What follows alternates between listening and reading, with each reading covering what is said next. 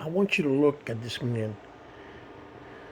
This man ran for the 8th congressional seat in Michigan, Genesee County, and he was backed up by Donald Trump. This man only got 34%. Did you know who beat him? Take a wild guess. Thomas J. Smith, a man who last month discontinued his campaign because he didn't see a path of winning. So, what does that tell you? Now, let's take this into perspective. You have a man and Amir Hassan that was backed up by Donald Trump, right? So he thought he was a shoo-in. And a man, and by law, Mr. Thomas Smith's name has to be on the ballot. But he discontinued. He didn't raise no funds, no nothing. They didn't do any campaigns after that, after he said he suspended his campaign. So you figured people would go with other people. You know, like Lemon. If that's who Smith endorsed, was Lemon. And to everyone's surprise, the man who stopped his candidacy won. So in the political world, what does that tell you? That tells you that Michigan, or at least that county, does not care about Trump.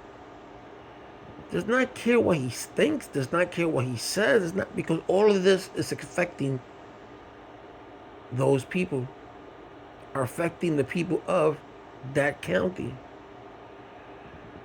And Trump has done nothing to help them. Trump has done nothing to help anybody here, for that matter. But that tells you something.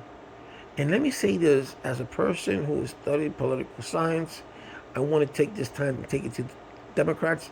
Take this win from this man and run with it. Because that's telling you guys that people are sick and tired of Donald Trump. His political views, the things that he's done, him not taking accountability for inflation, he's not taking accountability for affordability, that he says, that Donald Trump says that it's not real, that he does not care about the pockets of the American people as long as he gets Iran not to have a nuclear weapon.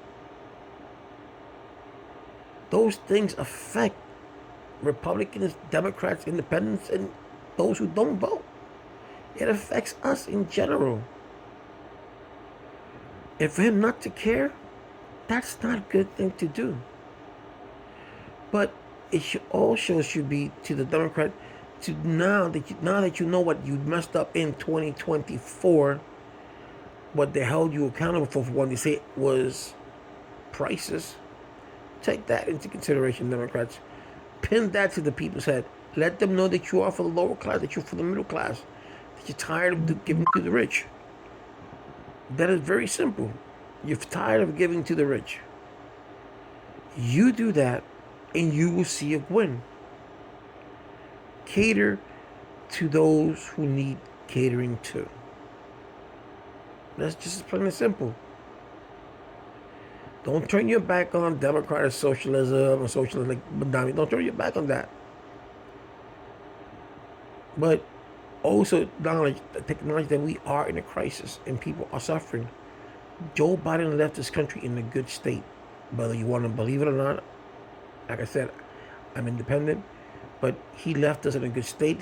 He passed a good law, the CHIP Act, the infrastructure, all those things to get jobs back. Or at least some jobs to be working here in the United States, constructions and all that kind of stuff. And this man has dismantled everything. He dismantled everything. He gave him a good, somewhat GDP, you could say. Gave him a low unemployment rate. Gave him good job growth. Gave him an inflation at 2.9. Come on, man. And this fool takes it up while he's making money, his family's making money, but you are suffering? No, that's not the way to go. So now you know, being backed up by Donald Trump does not guarantee you a win.